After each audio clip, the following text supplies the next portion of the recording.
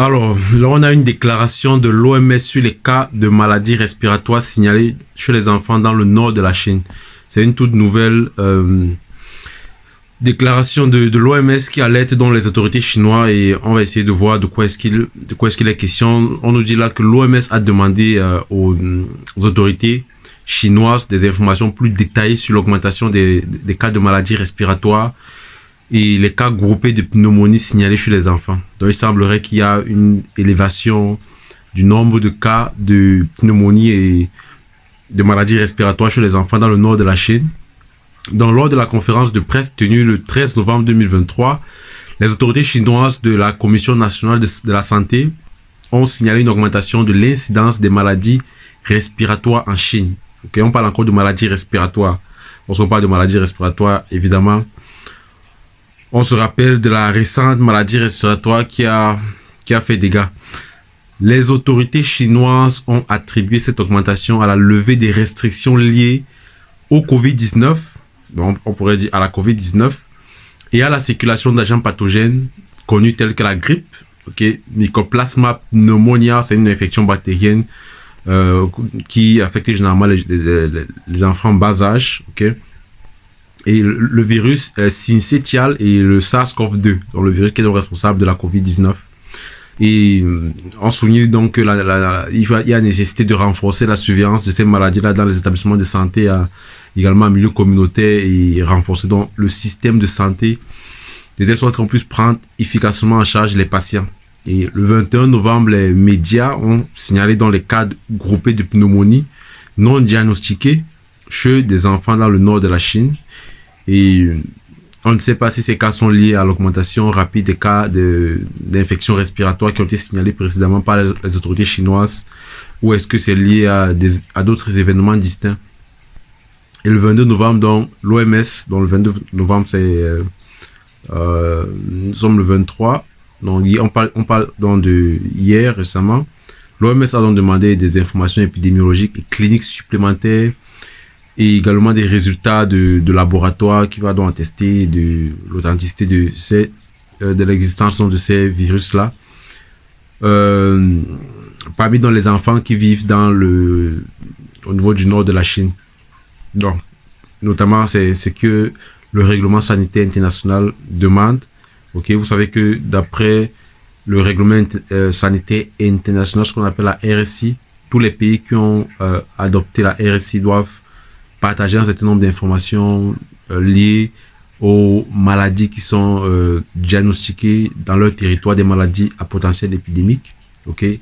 Ces pays-là, donc, qui ont souscrit au règlement sanitaire international, ont l'obligation de partager ces informations-là au niveau de l'OMS, au niveau international, de telle sorte que, grâce à ces informations, on peut prendre en place des mesures directement pour éviter que la maladie se transmette dans d'autres pays voisins.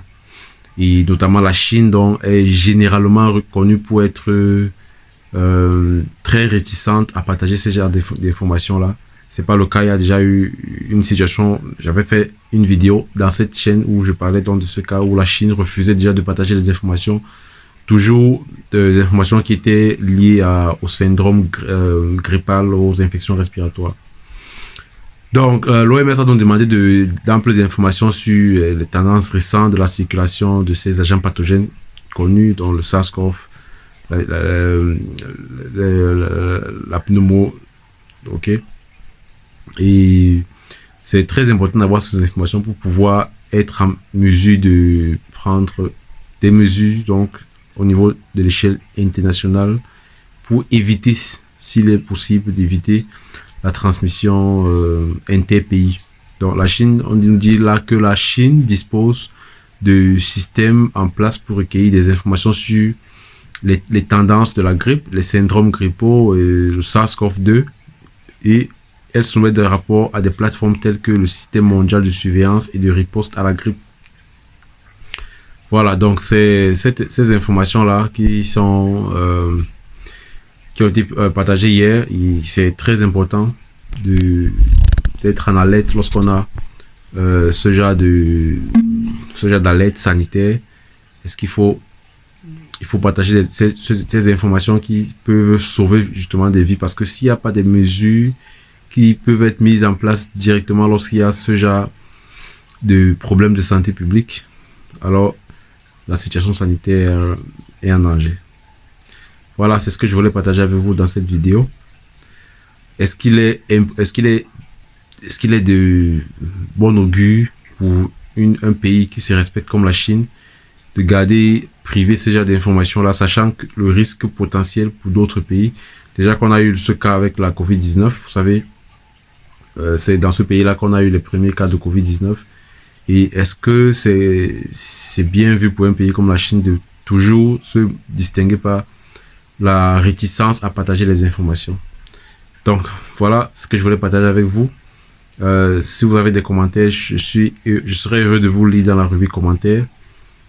Entre-temps, on se revoit pour une prochaine vidéo. J'oubliais de vous dire, si vous n'êtes pas encore abonné sur cette chaîne, je vous encourage à le faire, vous abonner, parce que ici, on partage du contenu relatif à la santé publique. Ok? Si vous êtes étudiant en santé publique, si vous êtes professionnel de la santé, ici, vous allez, on va partager ensemble plusieurs thématiques qui intéressent à la fois les étudiants et ceux qui travaillent déjà dans le monde de la santé publique. Ok? C'est un espace de partage et d'échange. N'hésitez pas à partager vos avis en commentaire, c'est très apprécié. On se revoit pour une prochaine vidéo. Sentez-vous bien.